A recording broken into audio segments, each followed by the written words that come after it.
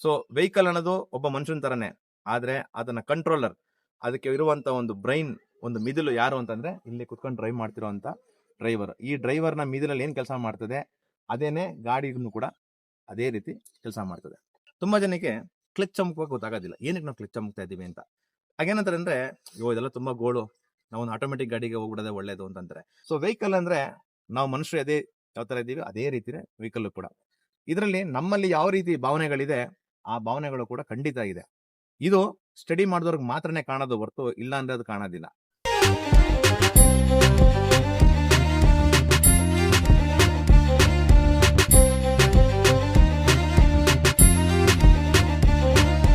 Sir, ಇವತ್ತಿನ ದಿನ ಎಷ್ಟೊಂದ್ ಜನ ಡ್ರೈವಿಂಗ್ ಕಲಿಯಕ್ಕೆ ಅಂತ ಹೋಗ್ತಾ ಇದಾರೆ.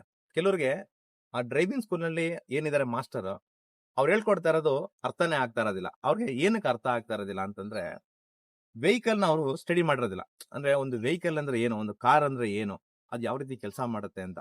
ತುಂಬಾ ಜನಕ್ಕೆ ಕ್ಲಚ್ ಅಮುಕುವಾಗ ಗೊತ್ತಾಗೋದಿಲ್ಲ, ಏನಕ್ಕೆ ನಾವು ಕ್ಲಚ್ ಅಮುಕ್ತಾ ಇದೀವಿ ಅಂತ.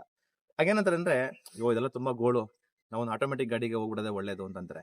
ನಿಜ ಹೇಳಕ್ ಹೋಗ್ಬೇಕು ಅಂದ್ರೆ ಆಟೋಮೆಟಿಕ್ ಗಾಡಿಗಿಂತ ಗೇರ್ ಗಾಡಿ ಓಡಿಸೋದು ಸಖತ್ ಥ್ರಿಲ್. ಬಟ್ ಅವ್ರಿಗೆ ಏನಂದ್ರೆ ಆ ಸಬ್ಜೆಕ್ಟ್ ಅರ್ಥ ಆಗದೆ ಇರೋದಕ್ಕೆ ಏನಾಗ್ತದೆ ಅಂದ್ರೆ, ನಮ್ಗೆ ಅದು ಕಷ್ಟ ಕಷ್ಟ ಅಂತ ಹೇಳ್ತಾ ಇದಾರೆ. ಇದು ಎಲ್ಲಿವರೆಗೂ ನಿಮ್ಗೆ ಅರ್ಥ ಆಗಲ್ಲ ಅಂತಂದ್ರೆ, ಒಂದು ವೆಹಿಕಲ್ ನ ನೀವು ನಿಮ್ಮ ತಲೆ ಒಡೆ ತುಂಬ್ಕೊಳ್ಳೋವರೆಗೂ ಅರ್ಥ ಆಗಲ್ಲ. ಅದನ್ನ ನೀವು ಕಂಪ್ಲೀಟ್ ಸ್ಟಡಿ ಮಾಡಬೇಕು, ಆಯ್ತಾ. ಈಗ ಒಂದು ಸ್ಕೂಲ್ ಸಬ್ಜೆಕ್ಟ್ ನಲ್ಲಿ ಮ್ಯಾಥಮೆಟಿಕ್ಸ್ ಎಷ್ಟು ಕಷ್ಟನೋ ಅದೇ ರೀತಿ ಡ್ರೈವಿಂಗ್ ನಲ್ಲೂ ಅಷ್ಟೇನೆ. ಸುಮ್ನೆ 2 1 2 3 1 3 ಎಲ್ಲರೂ ಬರೀತಾರೆ, ಅದೇ ರೀತಿ ಎಲ್ಲರೂ ಡ್ರೈವಿಂಗ್ ಮಾಡ್ತಾರೆ. ಆದ್ರೆ ಕಂಪ್ಲೀಟ್ ಒಂದು ಸಿಸ್ಟಮ್ ನ ನಡೆಸಬೇಕು ಅಂದಾಗ ಮ್ಯಾಥಮೆಟಿಕ್ಸ್ ಎಷ್ಟು ಇಂಪಾರ್ಟೆಂಟ್ ಇದೆ, ಅದೇ ರೀತಿ 100% ವೆಹಿಕಲ್ ನ ಡ್ರೈವ್ ಮಾಡಿ ನಾವು ಒಂದು ಡಿಫೆನ್ಸಿವ್ ಆಗಿ ಯೋಚನೆ ಮಾಡಬೇಕು ಅಂತಂದ್ರೆ ಇದನ್ನ ನಾವು ಕಂಪ್ಲೀಟ್ ಸ್ಟಡಿ ಮಾಡಿದ್ರೆ ಮಾತ್ರನೇ ಆಗೋದು. ಸೊ ಕಂಪ್ಲೀಟ್ ಸ್ಟಡಿ ಮಾಡೋದಂದ್ರೆ ಏನು, ಯಾವ ತರ ಅಂತ. ಈಗ ಒಂದು ಸ್ಟೂಡೆಂಟ್ ನನ್ನ ಹತ್ರ ಕೇಳಿದ್ದೇನು ಅಂತಂದ್ರೆ, ಒಂದು ವೆಹಿಕಲ್ ಅನ್ನು ನಾವು ಡ್ರೈವ್ ಮಾಡ್ಕೊಂಡು ಬರ್ತಾ ಸಡನ್ ಆಗಿ ಲೆಫ್ಟ್ ಕೋ ರೈಟ್ ಕೋ ನಾವು ಟರ್ನ್ ಮಾಡ್ತೀವಿ ಅಂತ ಅನ್ಬೇಕಾದ್ರೆ ಯಾಕೆ ವೆಹಿಕಲ್ ನಾವು ಸ್ಲೋ ಮಾಡಬೇಕು, ಸ್ಲೋ ಮಾಡೋದು ಗೇರ್ ಯಾಕೆ ನಾವು ಚೇಂಜ್ ಮಾಡಬೇಕು ಅಂತ ಕೇಳಿದ್ರು. ಯಾಕೆ ನಾನು ಅವ್ರಿಗೆ ಹೇಳಿದೆ, ಈಗ ನೀನು ರನ್ ಮಾಡ್ಕೊಂಡು ಬರ್ತಾ ಇದೆಯಾ, ಸುಮಾರು ದೂರ ರನ್ ಮಾಡ್ಕೊಂಡು ಬಂದ್ಬಿಟ್ಟು ಒಂದು ಟರ್ನಿಂಗ್ ಇರುತ್ತೆ ಅಂದ್ರೆ ಅದೇ ಟರ್ನಿಂಗ್ ನ ಬಂದಿದ್ ರನ್ನಿಂಗ್ ಸ್ಪೀಡ್ ಅಲ್ಲೇ ಟರ್ನ್ ಮಾಡ್ಬಿಡಕ್ಕಾಗತ್ತಾ, ಸ್ವಲ್ಪ ನೀನು ಸ್ಲೋ ಮಾಡ್ತೀಯ ಅಲ್ವಾ. ಸೊ ನಿನ್ ಮೈಂಡ್ ಅಲ್ಲಿ ಏನ್ ಕೇಳುತ್ತೆ, ನಾನು ಇವಾಗ ಸ್ಲೋ ಮಾಡಿದ್ರೆ ಮಾತ್ರ ಟರ್ನ್ ಮಾಡಕ್ಕಾಗೋದು, ಇಲ್ಲ ಅಂತಂದ್ರೆ ನಾನು ಓಡೋ ಫೋರ್ಸ್ಗೆ ಸ್ಟ್ರೈಟ್ ಆಗಿ ಹೊಟ್ಟೋಗ್ಬಿಡ್ತೀನಿ ಅಂತ ನಿನ್ ಮೈಂಡ್ ನಿನ್ಗೆ ಹೇಳ್ದಾಗ್ತಾನೆ ನೀನು ಕಾಲ್ಗಳಿಗೆ ಕಂಟ್ರೋಲ್ ನ ಕೊಡೋದು. ಅದೇ ರೀತಿನೇ ವೆಹಿಕಲ್ ನಲ್ಲೂ ಕೂಡ. ಸೊ ವೆಹಿಕಲ್ ಅಂದ್ರೆ ನಾವು ಮನುಷ್ಯರು ಅದೇ ಯಾವ ತರ ಇದೀವಿ ಅದೇ ರೀತಿನೇ ವೆಹಿಕಲ್ ಕೂಡ. ಇದರಲ್ಲಿ ನಮ್ಮಲ್ಲಿ ಯಾವ ರೀತಿ ಭಾವನೆಗಳಿದೆ ಆ ಭಾವನೆಗಳು ಕೂಡ ಖಂಡಿತ ಇದೆ. ಇದು ಸ್ಟಡಿ ಮಾಡಿದವ್ರಿಗೆ ಮಾತ್ರನೇ ಕಾಣೋದು ಹೊರತು ಇಲ್ಲ ಅಂದ್ರೆ ಅದು ಕಾಣೋದಿಲ್ಲ.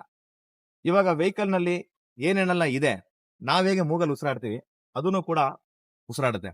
ನಮ್ಮ ಮುಖ ಯಾವಾಗ್ಲೂ ಹೇಗೆ ನಗು ಮುಖದಲ್ಲಿ ಇರ್ತದೆ, ಅದ್ರ ಮುಖನೂ ಕೂಡ ನೋಡಿ ಯಾವಾಗ್ಲೂ ನಗು ಮುಖದಲ್ಲಿ ಇರ್ತದೆ. ಯಾವುದೇ ಒಂದು ಕಾರ್ ಆಗಿರ್ಬೋದು, ಬಸ್ ಆಗಿರ್ಬೋದು, ಹೆವಿ ವೆಹಿಕಲ್ ಆಗಿರ್ಬೋದು, ಫೇಸ್ ನ ನೋಡಿ ಯಾವಾಗ್ಲೂ ಸ್ಮೈಲಿಂಗ್ ಫೇಸ್ ನಲ್ಲೇ ಇರ್ತದೆ ಅದು. ಅರ್ಥ ಇದೆಯಾ? ನಾವೇಗೆ ಉಸಿರನ್ನ ತಗೊಂತೀವಿ ಅದೇ ರೀತಿ ಅದನ್ನು ಕೂಡ ಬ್ರೀದ್ ಮಾಡ್ತದೆ.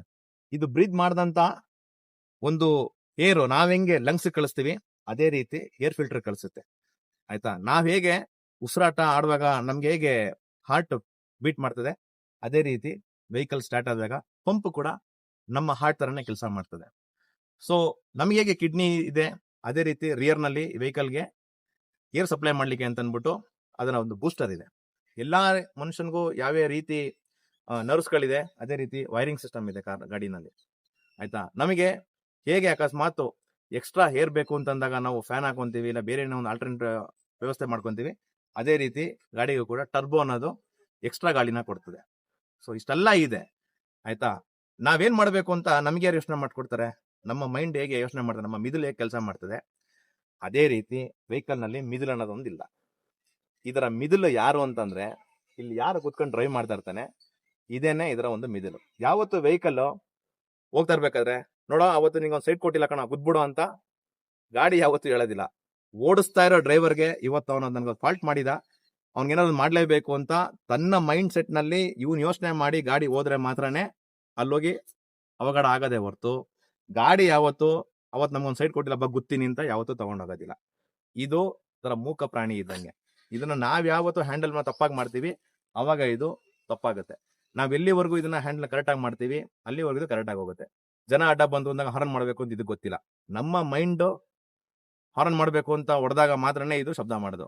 ಸ್ಪೀಡ್ ಆಗಿ ಹೋಗ್ಬೇಕು ಅಂತ ನಾವು ದಬಾಯಿಸಿ ತುಳಿದಾಗ ಮಾತ್ರನೇ ಇದು ಸ್ಪೀಡ್ ಆಗಿ ಹೋಗೋದು, ಇಲ್ಲ ಅಂತಂದ್ರೆ ಅದು ನಾರ್ಮಲ್ ಆಗಿ ಇರ್ತದೆ. ನಾವ್ ಯಾವಾಗ ನಿಲ್ಲಿಸ್ಬೇಕು ಅಂತ ಬ್ರೇಕ್ ಹಾಕ್ತಿವಿ ಅವಾಗನೇ ನಿಂತ್ಕೊಳ್ಳೋದು, ಇಲ್ಲ ಅಂತಂದ್ರೆ ತನ್ನಷ್ಟು ತಾನು ಹೋಗಿ ಇಲ್ಲಿ ಬೇರೆ ಕಡೆಗೆ ಗುದ್ದು ಬಿಡುತ್ತೆ. ಸೊ ವೆಹಿಕಲ್ ಅನ್ನೋದು ಒಬ್ಬ ಮನುಷ್ಯನ ತರನೇ, ಆದ್ರೆ ಅದನ್ನ ಕಂಟ್ರೋಲರ್, ಅದಕ್ಕೆ ಇರುವಂತ ಒಂದು ಬ್ರೈನ್, ಒಂದು ಮಿದುಳು ಯಾರು ಅಂತಂದ್ರೆ ಇಲ್ಲಿ ಕುತ್ಕೊಂಡು ಡ್ರೈವ್ ಮಾಡ್ತಿರೋಂತ ಡ್ರೈವರ್. ಈ ಡ್ರೈವರ್ ನ ಮಿದುಳಲ್ಲಿ ಏನ್ ಕೆಲಸ ಮಾಡ್ತದೆ ಅದೇನೆ ಗಾಡಿಗೂ ಕೂಡ ಅದೇ ರೀತಿ ಕೆಲಸ ಮಾಡ್ತದೆ. ಸೊ ಇನ್ನು ಮುಂದೆ ನೀವು ಒಂದು ಡ್ರೈವಿಂಗ್ ಸ್ಕೂಲ್ ನಲ್ಲಿ ಡ್ರೈವಿಂಗ್ ನ ಕಲಿತಾ ಇದ್ರ ಅಂತಂದ್ರೆ ನಿಮ್ಮ ಮೈಂಡ್ ಸೆಟ್ ಏನ್ ಕೆಲಸ ಮಾಡುತ್ತೆ ಅದೇನೆ ಆ ಕಾರು ಕೂಡ ಮಾಡುತ್ತೆ. ಸೊ ಇನ್ನು ಮುಂದೆ ವೆಹಿಕಲ್ ನ ಕಂಪ್ಲೀಟ್ ಆಗಿ ಸ್ಟಡಿ ಮಾಡಿ. ನಾವು ಟರ್ನ್ ಮಾಡ್ಬೇಕಂದ್ರೆ ಹೋಗ್ತಿರುವಂತ ಒಂದು 40 ಕಿಲೋಮೀಟರ್ ಸ್ಪೀಡ್ ನಲ್ಲಿ ನಾವು ಸಡನ್ ಆಗಿ ಟರ್ನ್ ಮಾಡಕ್ ಆಗೋದಿಲ್ಲ. ಅದನ್ನ ಬ್ರೇಕ್ ಹಾಕಿ ಸ್ಲೋ ಮಾಡಬೇಕು. ಬ್ರೇಕ್ ಹಾಕಿ ಸ್ಲೋ ಮಾಡಿದಾಗ ಇಂಜಿನ್ ನಲ್ಲಿ ಪವರ್ ಕಮ್ಮಿ ಆಗುತ್ತೆ. ಆ ಪವರ್ ನ ನಾವು ಕಮ್ಮಿ ಕೊಡಬೇಕು. ಅಂದ್ರೆ ಥರ್ಡ್ ಗೇರ್ ಅಲ್ಲಿ ಇದ್ದಂತ ಒಂದು ಗೇರ್ ನಾವು ಸೆಕೆಂಡ್ ಗೇರ್ ಹಾಕ್ಬೇಕು. ಅವಾಗ ಪವರ್ ಜಾಸ್ತಿ ಆಗುತ್ತೆ, ಅವಾಗ ಗಾಡಿ ಆಫ್ ಆಗಲ್ಲ ಅಂತ. ಸುಮಾರು ಜನ ನಾನು ನೋಡ್ತಿರ್ತೀನಿ, ಒಂದು 2 ಕಿಲೋಮೀಟರ್ 3 ಕಿಲೋಮೀಟರ್ ಏನೋ ಅಡ್ಡ ಬಂತು ಅಂದಾಗ ಆಫ್ ಮಾಡ್ತಾರೆ. ಮೇನ್ ಆಗಿ ಅವರಲ್ಲಿ ಏನ್ ತೊಂದರೆ ಆಗ್ತಾ ಇರುತ್ತೆ ಅಂತಂದ್ರೆ ಪಕ್ಕದೊಬ್ರು ಮಾಸ್ಟರ್ ಕೂತಿರ್ತಾರೆ, ಅವ್ರ ಇನ್ಸ್ಟ್ರಕ್ಟರ್ ಕೊಡೋ ತನಕ ಇವರು ಏನು ಮಾಡಕ್ ಹೋಗೋದಿಲ್ಲ.